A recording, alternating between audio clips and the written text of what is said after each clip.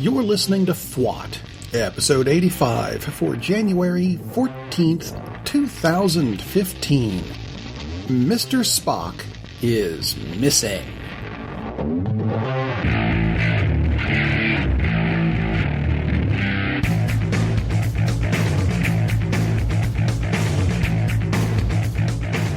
Hello and welcome to FWOT. I'm your host, Rob Steele, and this is the show that gives you all the news you need to know, and probably some you don't, all in about 10 minutes. Let's start off with FranceGate. Oh, come on, you know they're going to call it that eventually. Well, President Barack Obama did not put in an appearance at the French rally earlier in the week.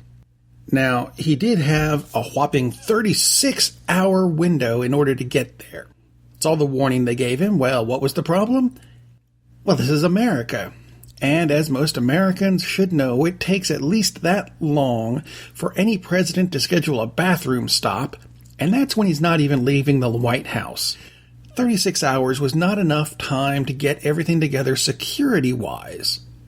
And even if it was, there would be so many security people and Secret Service people there that the rally would have become about Obama and not the Charlie Hebdo people.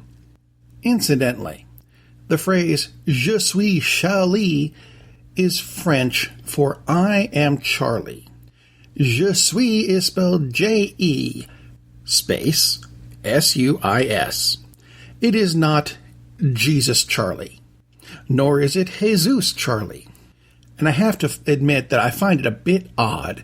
There are so many people now saying "Je suis Charlie" when they hadn't even heard of Charlie Hebdo until last week. But I digress. Obama does admit there should have been a bigger American presence there. Although his detractors, Tea Party, are enjoying pointing out that the leaders of England and Spain and Germany, they showed up. Of course, I'd like to point out that those people can just hop a train. They can all be there in about an hour. Now, the GOP is really enjoying rubbing this in. Some moron even compared Obama to Hitler, saying, hey, Hitler could show up. No. I'd like to point out that I didn't see any Republicans go there either. I mean, hey, you guys can jump on a plane a lot easier than the president. Your security contingency isn't as big, is it? But hey, I guess you just couldn't be bothered, huh? Now, in regards to the rally and the peaceful comments and everything I made about, describing it, I'd like to point this out. Ohio State won the first NCAA football playoff championship, and people celebrating it in Columbus, Ohio, had to be pepper sprayed because they went ape nuts and tried to destroy their own town. And this wasn't even really a bad thing. This was a good thing. It was a, hey, we won, woohoo, let's destroy everything in the town. Really, America? Look at France. That's how you do the big rally. People don't have to get hurt or killed. Take notes. Well, now that the GOP has taken over the Senate and the Congress, there are new people in charge of new things now. And I'm not real sure who decided who gets to go do what, but I think they left out, some logic in this. Ted Cruz is now in charge of NASA and all things science, like creationism, because that's a scientific thing that he believes in. And of course, Marco Rubio is in charge of global warming, even though he thinks it doesn't exist. Technically, he's right. Global warming doesn't exist. It's global climate change.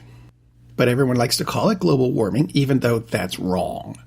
But, I can't fault him for taking the job. Wouldn't you like to be in charge of something you don't believe exists? I mean, how hard can that be? My guess is the next announcement we get is going to be Mitch McConnell will be put in charge of fairies and unicorns. Of course, we could just extend out the whole Republican logic on this. Let's see, catering. Need someone in charge of catering. How about Jeffrey Dahmer?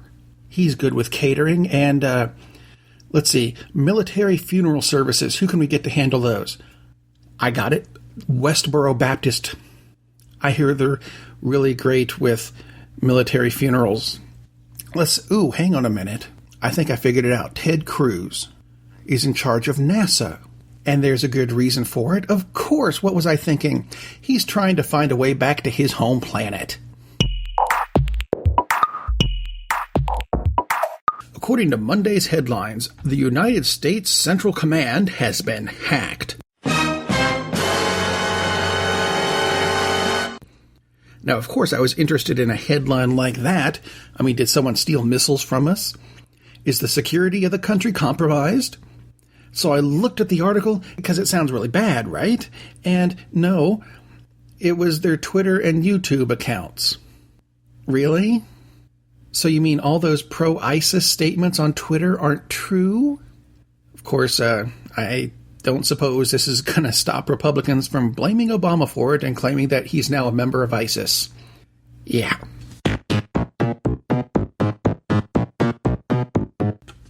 All right. One last bit of news from the Consumer Electronics Show. It's about your USB cable.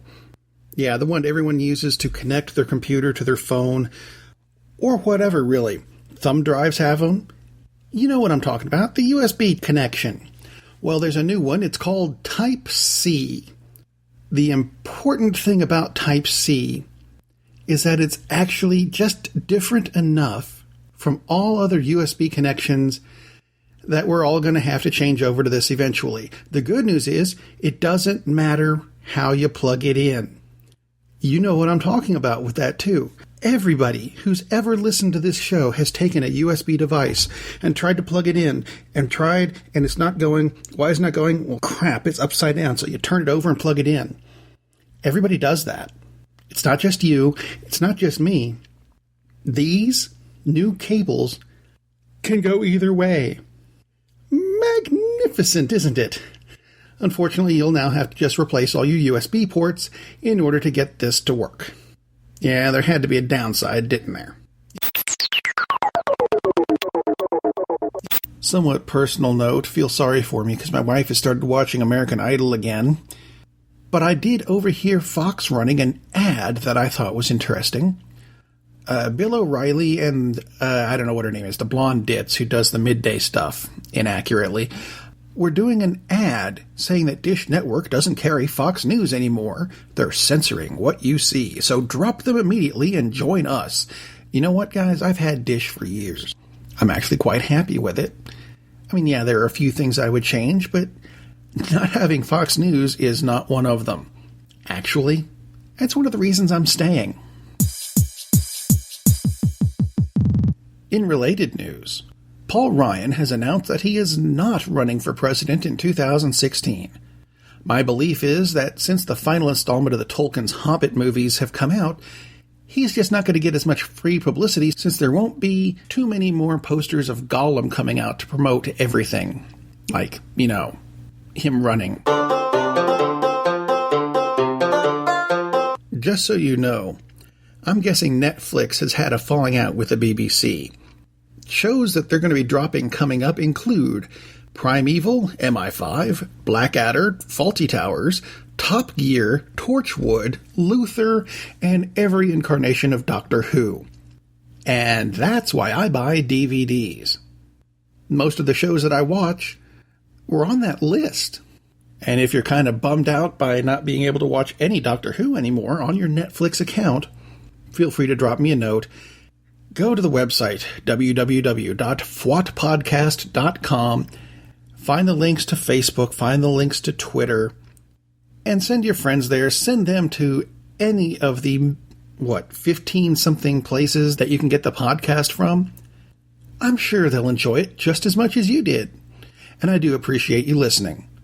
Let me leave you with this. Cadbury has changed the formula for their cream egg candies from milk chocolate to a standard cocoa mix, and their 6-pack now only has 5 eggs in it. Of course, it's for the same price. Now, do you care? I'm afraid I can't bring myself to care about it. Even before I discovered I was allergic to chocolate, I thought those things were pretty nasty. Of course, this is my personal opinion, and does reflect the opinion of the entire FWOT staff, seeing as I'm all there is. So you enjoy the rest of your hump day, everybody. I'll see you on Friday.